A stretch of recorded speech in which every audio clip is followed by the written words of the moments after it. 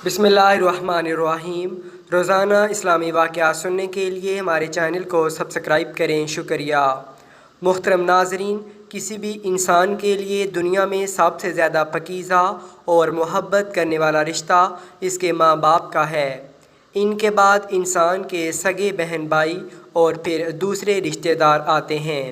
इस दुनिया में कायम ये रिश्ते किसी भी इंसान के लिए अव्वलीन तरजीह होते हैं, जबकि कुछ रिश्ते तो हमारी ज़िंदगी के लिए ऐसे अहम और लाज़िम व मुल्ज़म भी हो जाते हैं कि इनके बग़ैर ज़िंदगी गुजारना नामुमकिन और महाल हो जाता है।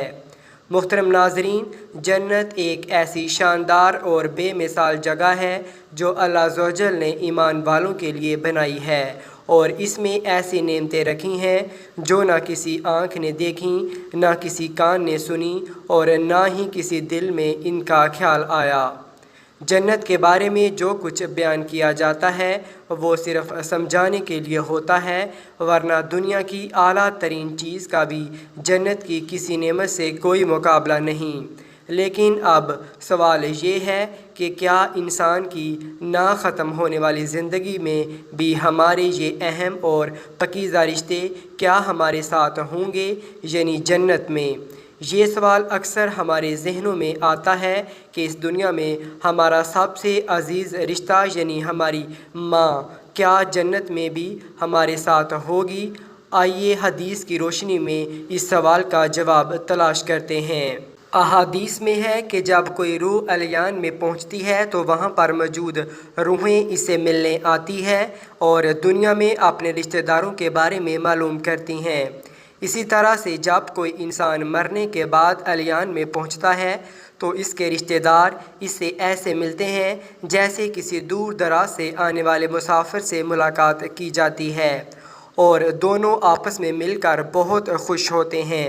अरशाद बारी ताला है, ऐ मेरे बंदो, आज तुम पर ना कोई खौफ तारी होगा और ना तुम गमगीन होंगे।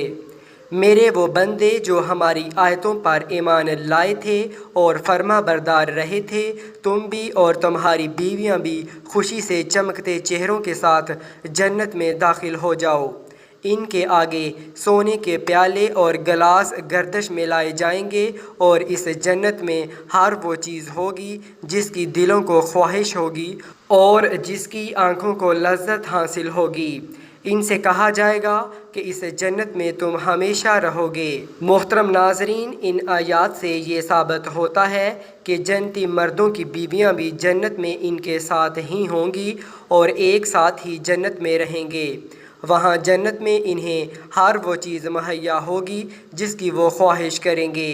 हज़रत अबू हुरैरा रज़ियल्लाहु ताला अन्हो से रवायत है कि रसूल करीम सल्लल्लाहु अलैहि वसल्लम ने अरशाद फरमाया, जिस वक़्त कोई मोमिन बंदा मरने के करीब होता है तो रहमत के फ़रिश्ते सफ़ेद रेशमी कपड़े लेकर आते हैं और रूह से कहते हैं कि निकल जा, तू अल्लाह से रज़ामंद है और अल्लाह ताला तुझ से रज़ामंद है, अल्लाह ताला की रहमत की जानब और इसके रिज़्क़ की जानब और अपने परवरदिगार की जानब जो कि गज़बनाक नहीं है। फिर वो रूह इस तरह मुअत्तर हालत में निकल जाती है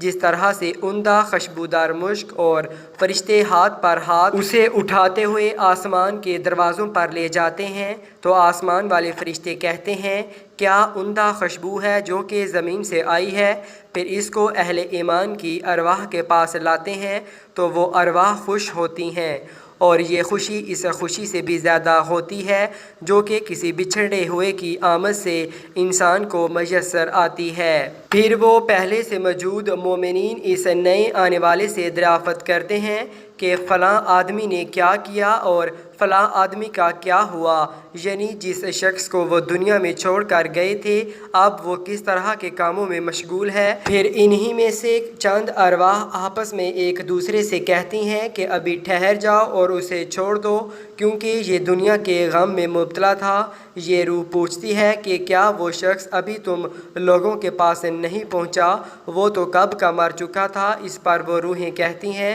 کہ پھر وہ تو جہنم میں ہوگا۔ محترم ناظرین، پیارے نبی حضرت محمد مصطفیٰ صلی اللہ علیہ وآلہ وسلم نے ارشاد فرمایا کہ تمہارے اعمال تمہارے ان رشتہ داروں اور خاندان والوں کے سامنے جو آخرت یعنی عالم برزخ میں ہیں پیش کیے جاتے ہیں۔ اگر نیک عمل ہوں تو وہ خوش ہوتے ہیں اور کہتے ہیں کہ اے اللہ، آپ کا فضل اور رحمت ہے، پس اپنی یہ نعمت اس پر پوری کیجیے اور اس پر اس کو موت دے دیجیے۔ اسی طرح ان پر گناہ گار شخص کا عمل بھی پیش ہوتا ہے تو کہتے ہیں کہ اے اللہ، اس کے دل میں نیکی ڈال دے جو تیری رضا اور قرب کا سبب ہو جائے۔ مختلف روایات سے معلوم ہوتا ہے کہ جنت میں مختلف رشتہ دار ایک دوسرے کو پہچانتے ہوں گے اور ایک دوسرے سے ملتے جلتے رہیں گے اور ان میں سے بعض کو ایک ساتھ رکھا جائے گا۔ سورۃ الطور آیت نمبر 21 میں اللہ سبحانہ تعالیٰ کا فرمان ہے،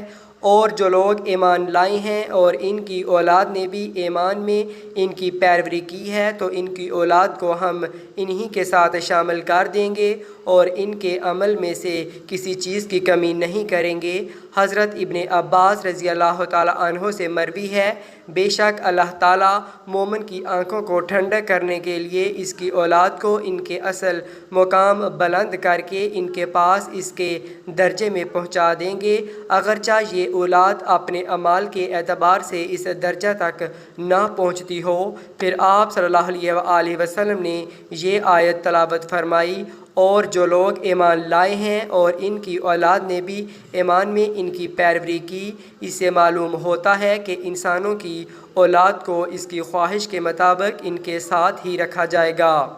جو لوگ جنت میں جائیں گے تو یقیناً یہ وہ لوگ ہوں گے جنہوں نے اس دنیا میں نیک اعمال کیے ہوں گے، جبکہ ایسے لوگ بھی ہوں گے جنہوں نے گناہ کیے ہوں گے لیکن اپنے گناہوں پر شرمندہ ہو کر اس دنیا میں ہی اللہ سے معافی مانگ لی ہو اور صدقے دل سے توبہ و استغفار کر لیا ہو تو اللہ تعالیٰ ان کو معاف فرما کر جنت میں داخل کرے گا،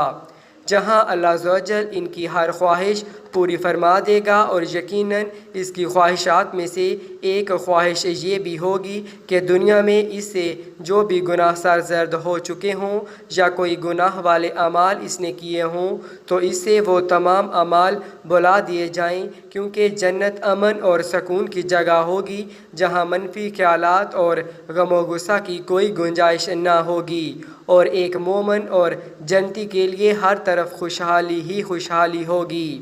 جیسا کہ سورۃ البقرہ کی آیت نمبر 25 میں ارشاد باری تعالیٰ ہے، اور جو لوگ ایمان لائے اور نیک عمل کرتے رہے ان کو خوشخبری سنا دو کہ ان کے لیے جنت کے باغ میں جن کے نیچے نہریں بہہ رہی ہیں، جب انہیں ان میں سے کسی قسم کا میوہ کھانے کو دیا جائے تو کہیں گے کہ یہ تو وہی ہے جو ہم کو پہلے بتایا گیا تھا، اور انہیں ایک دوسرے کے ہم شکل میوے دیے جائیں گے اور وہاں ان کے لیے پاک بیویاں ہوں گی اور وہ بہشتوں میں ہمیشہ رہیں گے۔